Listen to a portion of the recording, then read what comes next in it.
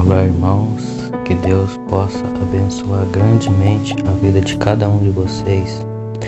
Gostaria de estar deixando uma palavra nesta hora que se encontra no livro de 2 Reis, capítulo 9, que diz assim: Assim que atravessaram, Elias propôs a Eliseu: Pede-me o que queres que eu te faça, antes que seja levado para longe de ti.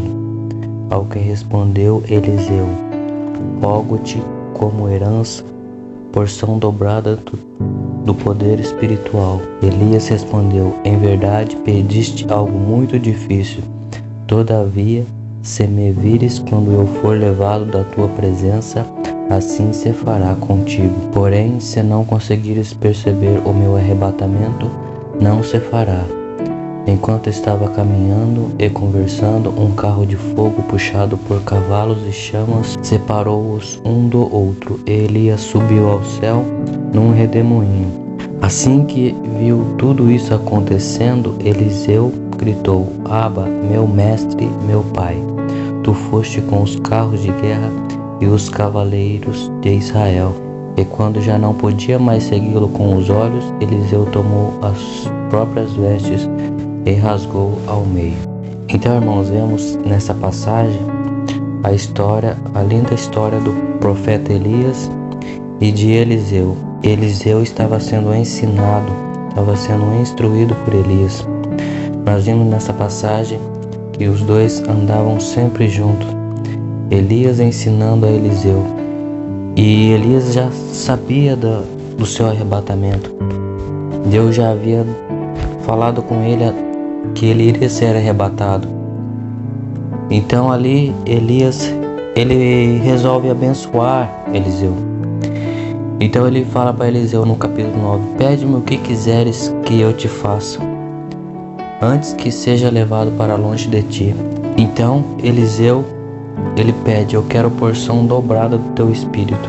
Ou seja, eu quero ser como você é, ser um homem de Deus como você é, ser um homem espiritual como você é, pegar a palavra de Deus e ser arrebatado um dia como você vai ser. Esse foi o pedido de Eliseu: porção dobrada, ser cheio do Espírito Santo. Então Elias fala: isso que você me pede é muito difícil, mas se você me vir quando eu subir e não tirar os olhos de mim, então você receberá. Enquanto Elias estava subindo, Eliseu estava acompanhando com os olhos. Eliseu obedeceu às palavras de Elias. Eliseu andava com Elias e Elias ensinava ele. Então ele obedece. Então naquele momento ele fica cheio do Espírito Santo. E toda a autoridade e poder que havia sobre Elias passa a ser sobre Eliseu, passa a ser na vida de Eliseu. E quando nós vamos lá, Atos capítulo 1, versículos 6 ao 11, vem dizer a respeito da ascensão de Jesus Cristo. Diz assim, Atos 1, 8: Contudo recebeis por quanto o Espírito Santo descer sobre vós, e sereis minhas testemunhas, tanto em Jerusalém como em toda a Judéia e Samaria, e até os confins da terra. Tendo dito essas palavras, foi elevado às alturas, enquanto eles o contemplavam, até que uma nuvem o encobriu da vista deles. E acontecendo que, estando eles com os olhos fixos no céu, enquanto ele subia, surgiram junto deles 2 homens vestidos de branco, que lhe comunicaram: Homens galileus, por que estáis contemplando as alturas? Esse Jesus que dentre vós foi elevado ao céu, retornará do mesmo modo como viste subir. Assim como lá na história de Elias, no momento de seu arrebatamento, em que Elias foi elevado ao céu num redemoinho e Eliseu ficou olhando, aqui da mesma forma Cristo lhe foi assunto aos céus, e aqui os seus discípulos, eles ficaram com os olhos fixos em Cristo.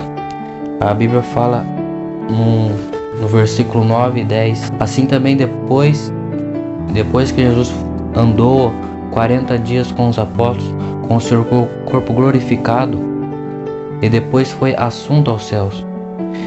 E os apóstolos aqui, representando a igreja, permaneceram com os olhos fixos em Jesus. E cerca de alguns dias eles foram cheios do Espírito Santo. Haveria o Pentecostes, ou seja, a descida do Espírito Santo. E eles foram cheios do Espírito Santo. Assim como Eliseu permaneceu com os olhos fixos em Elias, enquanto ele subia, ele recebeu o poder. Assim também como quando os apóstolos permaneceram com os olhos fixos em Cristo, eles receberam também o poder, receberam também o Espírito Santo, porque o próprio Jesus falou: se eu não for para o céu, o Espírito Santo não pode vir até vocês. Então nós temos que olhar sempre para Cristo, o receber em nossos corações, aceitá-lo através do batismo, mortificando o velho homem e nascendo de novo. Só assim seremos uma nova criatura, seremos chamados filhos de Deus, seremos cheios do Espírito Santo, receberemos a paz de Cristo. Somente Cristo que pode nos perdoar do nosso pecado através do seu precioso sangue derramado na cruz. E nos dá o direito de sermos chamados filhos de Deus e herdeiros com Jesus em seu reino. A nossa missão aqui como igreja é fazer a obra de Cristo. Assim como Eliseu aprendeu de Elias e continuou fazendo a obra, assim também a igreja aprendeu de Cristo e tem que revelar a Cristo a outras pessoas, porque Cristo é o cabeça da igreja, ser a imagem e semelhança. O apóstolo Paulo fala: sejam meus imitadores como eu sou de Cristo. Então essa é a nossa função. Nós somos cheios do Espírito Santo e é o Espírito Santo que nos enche de Cristo, que nos faz ter o caráter de Cristo, que nos faz ser como Cristo, que nos aponta para Cristo. Essa é a função do Espírito Santo, que derrama dons em nossas vidas para que nós possamos proclamar o Evangelho. Do mesmo modo que Jesus foi levado ao céu glorificado, ele voltará e arrebatará a sua igreja. Por isso, irmãos, vale a pena permanecermos fiéis a Jesus enquanto vivemos aqui neste mundo. Um dia a trombeta vai trocar e Jesus vai nos levar com ele e reinaremos sempre com o Senhor. Diz assim, Apocalipse capítulo 1, do 7 ao 8. Eis que ele vem com as nuvens e todo olho o verá, até mesmo aqueles que o transpassaram. E todas as tribos da terra se lamentarão por causa dele, certamente. Assim será. Amém. Eu sou o Alfa e o Ômega, declara o Senhor Deus, aquele que era, que é e que há de vir, o Todo-Poderoso. Aleluia. E essa tem que ser a nossa esperança. Assim como Eliseu ansiava por ser arrebatado como Elias foi, assim também a igreja tem que estar com a mente no céu e crer que um dia será arrebatada. Assim como Cristo subiu aos céus com o corpo glorificado, assim ele também vai descer para buscar a sua igreja. E nós também um dia teremos o corpo glorificado e estaremos para sempre com o Senhor. Que os irmãos possam ficar com essa mensagem, que essa mensagem possa permanecer na tábua do vosso coração. E essa tem que ser a esperança do cristão, a esperança da volta de Cristo, a esperança de nós sermos tirados desse mundo vil, desse mundo corrupto, onde a palavra diz que esse mundo jaz do maligno. Então a nossa esperança tem que estar firmada no Senhor. Que vocês possam ficar com essa palavra. Amém.